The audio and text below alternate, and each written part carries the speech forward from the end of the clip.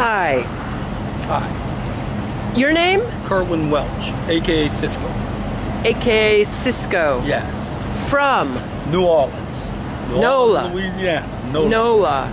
Yes. New Orleans, Louisiana. So, Right. and you lived in Burris? Buras. B-U-R-A-S. Yes. Louisiana, during Hurricane Katrina. Before Hurricane Katrina, I did, yes. Okay, so we've got the flooding happening in Baton Rouge now. Had Hurricane Katrina, you had Hurricane Isaac, you had another hurricane, I can't remember the name of it. But what happened with your home during Hurricane Katrina? Hurricane Katrina took everything. Took trucks, house, everything. Took everything, and I didn't have... Only thing that was left was a plot of land.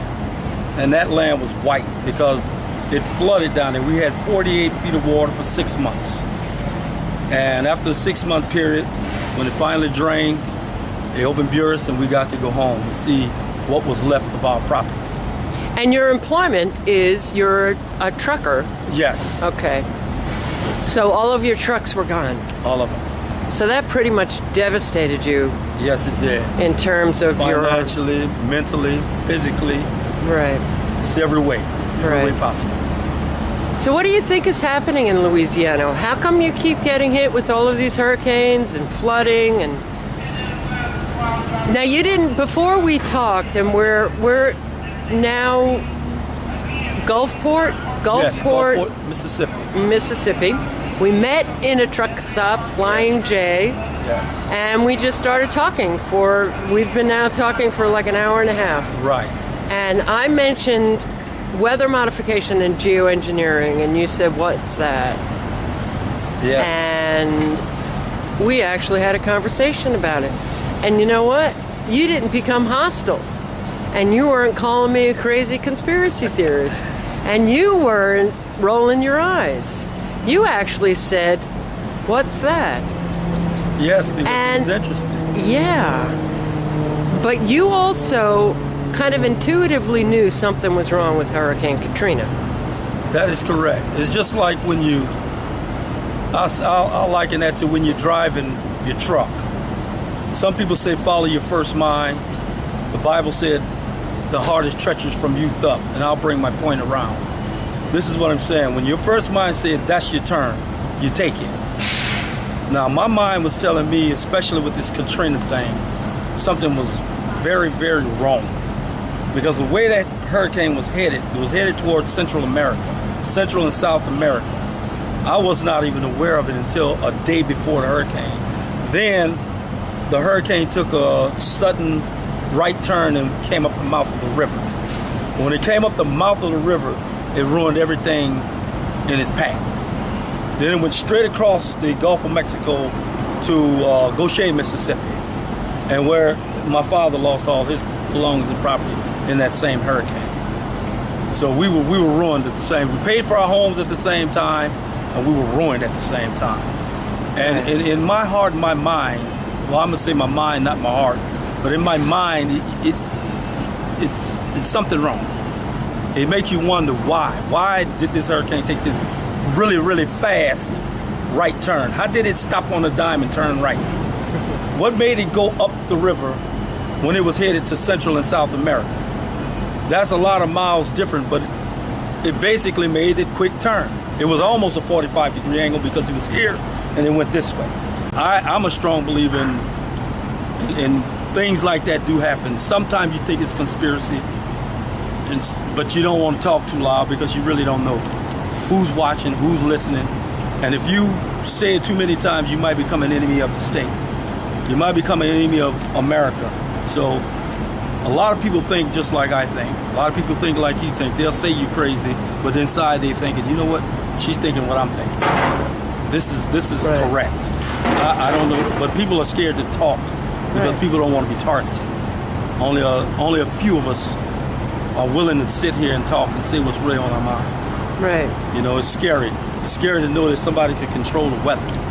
I mean, it's just like when your meteorologists say, okay, we're going to have scattered showers here. It's going to be 90 degrees there. And next thing you know, you have a rainstorm where they say it was going to rain at. How does that happen? I've seen it in Louisiana millions of times, where you have rain right there beside you, and right across the street it's dry. The sun is shining. Or it's raining here, and right up there it's not raining. I mean, who does that? How does that happen? And a lot of the flooding that is taking place, especially the flooding now in Baton Rouge, don't you think it's interesting that it just keeps going day after day after day after day after day, kind of like those clouds, those rain clouds are being held in place? Yes. To cause the flooding? I think it's just like Hurricane Isaac, which we talked about. I've never ever in my life seen a hurricane. Well, I've never seen one split in two, first of all. Secondly, I've never seen a hurricane sit in one place over a period of weeks. I've never seen that in my entire life. Same thing is happening in Baton Rouge. This weather is not, look at it today, look. I know. It's beautiful. No clouds, no nothing. But yet, Baton Rouge is going to get rained on. Again. Well, the reason why I stayed over last night here, and I'm glad I did, because we had a really great talk this morning, is because I heard on the news last night that they were getting flash floods in Baton Rouge. I heard the same thing this morning. Right. They have some more rain that was going to come that way. Right. Yes. So how many, I mean, tens and tens of thousands of people are suffering now. Yes. Having lost Millions, everything, probably. just like you did in Hurricane Katrina. You know, what are these people going to do? You know, it's really, I get upset because there's not too many people like you. In fact, you're rare in that I can actually have a conversation about geoengineering, about weather modification, about the technology that we have, about these cell phone towers right here that can be used to emit frequencies to create, modify, and intensify storms. And unless people are willing to engage in this conversation, then we're never going to get anywhere. You know, if these storms and these floodings and the drought in California and the tornadoes, like, you know, that hit in Missouri, Joplin, Hurricane Katrina being steered right into New Orleans, unless we Americans band together, begin to have conversations about the technology that man is now using as a weapon to create these weather fronts that destroy people's lives. You think about not just humans, but how many species have been killed off, how many people, their livelihoods gone because of this, their homes destroyed. It will only continue. People are scared to talk. People are scared to engage it because they think that something bad is going to happen to them. Maybe they're watching too much television. But sometimes you wonder, do the government even care? Do they even give a crap about what we do or what we don't do? Well, how things go or not? You actually mentioned FEMA coming to your rescue, giving you one of those trailers. Yeah, two of them, as a matter of fact. And when I went into those trailers, that was provided for me. The one trailer I went to was full of roaches, and every roach in that trailer was dead. I didn't spray anything in it. They just pulled the trailer there and left that trailer right there on my property. Then they pulled another trailer there, and when I went into that trailer, at the time, me and my wife,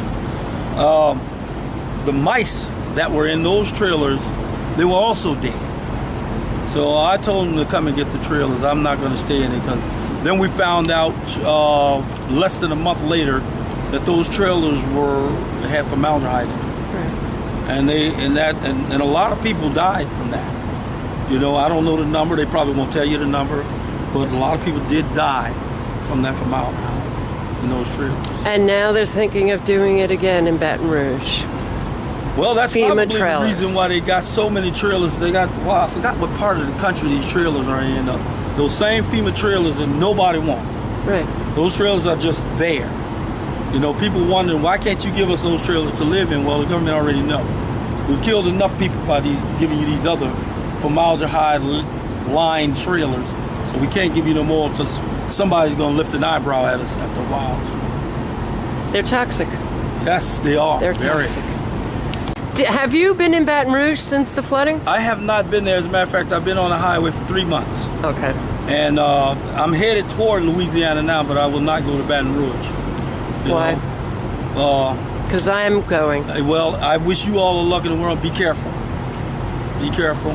They got snakes and all kind of good stuff on the highway now. Alrighty, maybe I won't get out of the car. I'm super scared of snakes, so maybe you feel the same way. And they got all kind of things happening, so just be careful. Do you have any friends or family in Baton Rouge? I have nothing but family in Baton Rouge, and the whole Prairieville is my family. It's the Dukes.